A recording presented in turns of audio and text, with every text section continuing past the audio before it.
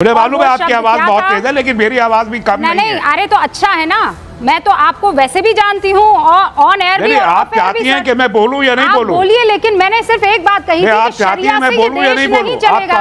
मैं कह रही हूँ ना, आपका सारा इल्म खत्म हो जाएगा अगर मैंने दो जुमले बोलने शुरू कर दिए। सवाल कीजिए ना, फिर मैं जवाब देती हूँ कि नहीं डिसाइड करेंगे। जरा 2 मिनट के लिए खामोश रहिए आप।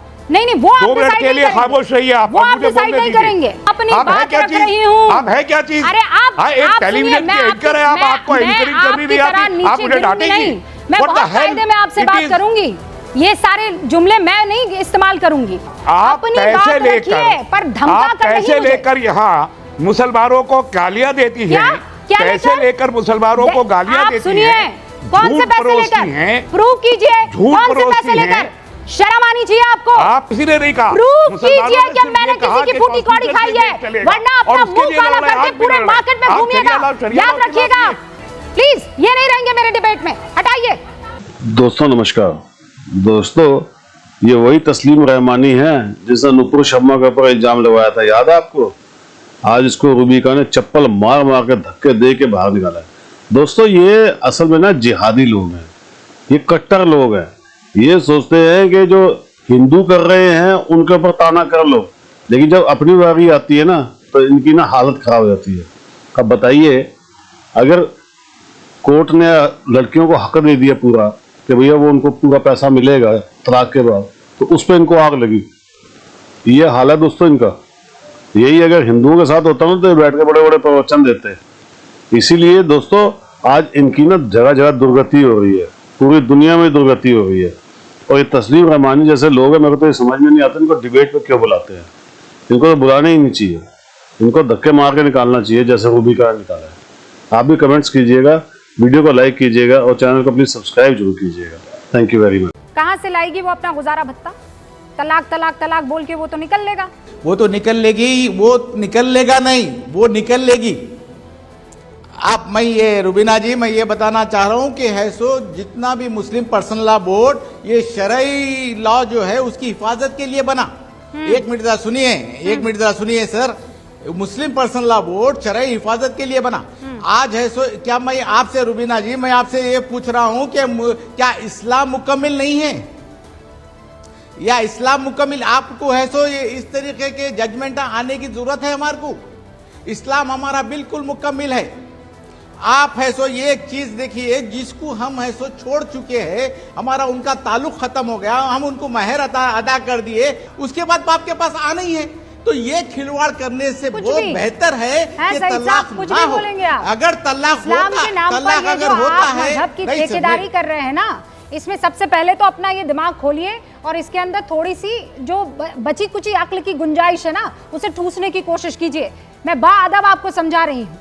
Rubina ji, all India Muslim personal law board को खत्म करने की साजिश है ये। अरे तो होना ही चाहिए, लॉ को है सो खत्म करने की साजिश है ये। अगर महिलाओं के हक पर वो नहीं खड़ा हो सकता है तो ऐसे पर्सनल लॉ बोर्ड की कोई जरूरत नहीं है।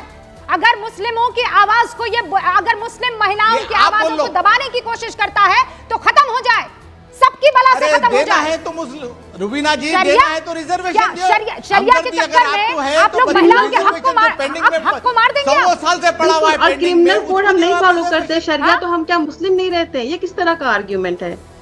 जो लोग अमेरिका में रहते हैं या लॉ ऑफ द लैंड मानते हैं, वो मुस्लिम नहीं रहते वहाँ पे।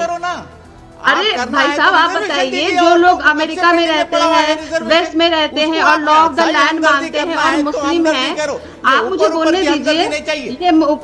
हाँ, मुझे बोलने दीजिए। जो लोग अमेरिका में रहते हैं, वेस्ट में रहते हैं, लॉ ऑफ द लैंड को मानते हैं और मुस्लिम है, क्या वो मुस्लिम नहीं है आपके नजर में?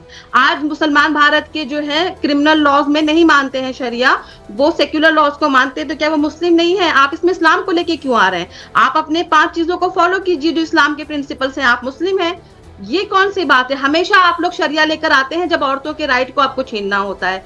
अरे इसी शरिया में लिखा गया है कि औरतों को इनहेरिटेंस में आधा राइट होता है, एक मुस्लिम उसको फॉलो नहीं करता है। आप लोग तब तो नहीं जाते सड़कों पे कि अपनी औरतों को तुम लोग इनहेरिटेंस का राइट दो, जो कि बराबर नहीं है बट आधा है, वो भी नहीं आप हमें दिलवाते हैं। उस टाइम आप लोग का शरिया कहाँ चला जाता है? भारत के मुसलमान शादी के वक्त दहेज लेते हैं, शरिया में कहाँ है ये? बट ये प्रैक्टिस में तो होता है ना, तब आप लोग क्यों नहीं ऊपर आवाज उठाते हैं? हमारे साथ तस्लीम रहमानी जी जुड़ चुके हैं। यूसीसी, इससे सारी की सारी परेशानी खत्म हो जाएगी। तस्लीम रहमानी साहब, महिलाओं को इस तरीके से आना नहीं पड़ेगा अपने हक के लिए। देखिए, आपने अपनी डिबेट के शुरू में 3 पॉइंट रेज किए थे। मैं दूसरे पॉइंट से शुरू करता हूं। तीसरा पॉइंट आपका यूसीसी था, दूसरा पॉइंट था कि देश शरिया से नहीं चलेगा। पहली बात मैं पूछना चाहता हूं, ये बात भारतीय जनता पार्टी और मीडिया के लोग मिलके पिछले चंद सालों से शोर मचाते हैं बहुत शिद्दत से, देश शरिया से नहीं चलेगा, देश शरिया से नहीं चलेगा।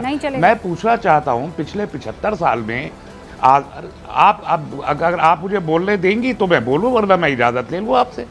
नहीं चलेगा। मैं आपको वापस रिइटरेट कर रही हूँ, नहीं चलेगा। आप काइंडली मुझे रनिंग कमेंट्री ना दें, मेरी बात पूरी होने दें। अगर आप चाहती हैं कि मैं बोलूं तो मैं बोलूंगा, हाँ, वरना फिर आप बोल ही रही हैं। आप लोग सब बोलिए। आप मीडिया पर आरोप लगाएंगे, आपको लगता है? मैं अर्ज कर रहा हूं कि ये जो इतना उछालू, नहीं, आप इतनी बड़ी भी नहीं हो गई हैं कि आप दूसरे की बात नहीं सुने। फिर आप बुलाइए, आप आधे घंटे का खुद बोलने का प्रोग्राम कर लीजिए। मैं बुरी हूं ही नहीं, इतनी नहीं। आपको अभी तो मैंने 2 जुमले भी नहीं बोले हैं, अभी मैंने कोई पॉइंट ही नहीं रखा है। क्योंकि मैं बाअदब, बामुलाइजा, होशियार, मुस्लिम पर्सनल लॉ बोर्ड आ रहा है, मैं बोलूं या चला जाऊं, या आप ही को बोलना है? रूबिका जी, अगर आपको बोलना है तो मैं चला जाता हूं। आपको अगर बोलना है तरह तो मैं चला जाता हूँ। मुझे मालूम है आपकी आवाज बहुत तेज है, लेकिन मेरी आवाज भी कम नहीं है। अरे तो अच्छा है ना, मैं तो आपको वैसे भी जानती हूँ ऑन एयर भी। आप चाहती हैं कि मैं बोलूं या नहीं बोलूं? बोलिए, लेकिन मैंने सिर्फ एक बात कही थी आप चाहती हैं मैं बोलूं या नहीं बोलूं? आप कौन सी किस किस्म के इंक्वायरी कर रही हैं? आपने 8 पैनलिस्ट बुला रखे हैं। हाँ, नहीं, आपने 8 तो पैनलिस्ट बुला रखे और बोले आप खुद जा रही हैं। क्यों बुला लिया फिर लोगों को? आप इतनी बड़ी अल्लामा, आप जाते खुद मौजूद है, मोहतरम अल्लामा, तो ठीक है, आप बोलती रहिए। फिर हम लोग भी मैं ही दिखूंगी, आमना भी मैं ही दिखूंगी, जो भी इसके पक्ष में होगा वो मैं ही दिखूंगी। मुझे तो सब दिख गए। मैं मौका दे रही हूँ आपको। आप शायद मुझे सुनना नहीं चाहती हैं। ये देश आप अगर मुझे सुनना नहीं चाहती हैं तो मैं चला जाता हूँ। आगे बोलना शुरू कर दीजिए। मैं चला जाऊंगा अगर आप मुझे सुनना नहीं चाहती। आप सुनिए सर, मैं आपको रोक तो नहीं सकती हूँ, लेकिन इतना आपसे कह सकती हूँ कि अब आप अपनी बात रख सकते हैं। नहीं, आप अगर ये बदतमीजी करेंगी कि आप अपनी ही सुनाती चली रहेंगी और दूसरों की नहीं सुनेंगी, मैं चला जाता हूँ। सेंटेंस बोला था, आपको बर्दाश्त नहीं हो सकते मेरे 2 जुमले भी। आपके पास जवाब नहीं है देने के लिए।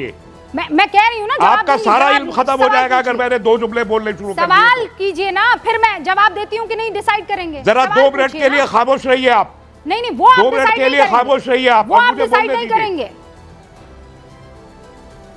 नहीं, मैं ही डिसाइड करूंगा कि मैं ये तो डिसाइड करूंगा कि मुझे बोलने के लिए आपको जो कहना है कहिए, पर वक्त आप डिसाइड नहीं करेंगे। मुझे डांटने डपटने वाली राइट क्या है आपको?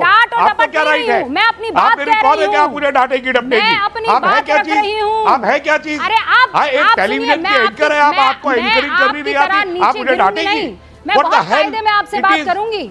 ये सारे जुमले मैं नहीं इस्तेमाल करूंगी। एक अच्छे घर से आती हूँ, मैं बहुत कायदे से, आप मेरे बड़े हैं, मैं बहुत कायदे से आपसे बात करूंगी, बात करूंगी, लेकिन मैं एक लाइन जरूर कहूंगी कि आपके पास मेरी बातों का जवाब नहीं है होगा। आपको आप बात कहिए ना, कितनी बार और दोहराऊं कि अपनी बात रखिए। आप पैसे लेकर, पर धमका कर पैसे लेकर यहाँ मुसलमानों को गालियां देती है, पैसे लेकर मुसलमानों को गालियां देती है। कौन से पैसे लेकर? प्रूव कीजिए, कौन से पैसे लेकर? शर्म आनी चाहिए आपको। बेशर्मी की हद है तस्लीम रहमानी, मुसलमानों को गाली देती है और झूठ बोलती है। शर्म आनी चाहिए आपको। आप मुझे पर्सनली भी जानते हैं और इस तरीके की बातें करेंगे। कितनी नीच भरी बातें कर रहे हैं आप। मैं आपको चैलेंज करती हूँ तस्लीम रहमानी, इस डिबेट को छोड़कर जाने से पहले प्रूव करके दिखाइए किसी की 1 फूटी कौड़ी ली है मैंने, तो छोड़ दूंगी ये प्रोफेशन में। और अगर नहीं तो आप अपना मुंह काला करके घूमिएगा। I give you that challenge। Prove कीजिए किसी की फूटी कौड़ी मैंने ली है और मुझे आपसे कोई बात नहीं करनी है। आप जैसे बेशर्म आदमी से मैं इसलिए बात नहीं करूंगी क्योंकि आपको अपनी बात रखना ना आई तो आप लड़की के ऊपर अटैक करने लगे। अरे प्रूव करो ना, तस्लीम रहमानी, प्रूव करो कि मैंने किसी की 1 फूटी कौड़ी खाई है। प्रूव कीजिए कि मैंने किसी की फूटी कौड़ी खाई है, वरना अपना मुंह काला करके पूरे मार्केट में घूमिएगा। याद रखिएगा प्लीज, ये नहीं रहेंगे मेरे डिबेट में, हटाइए।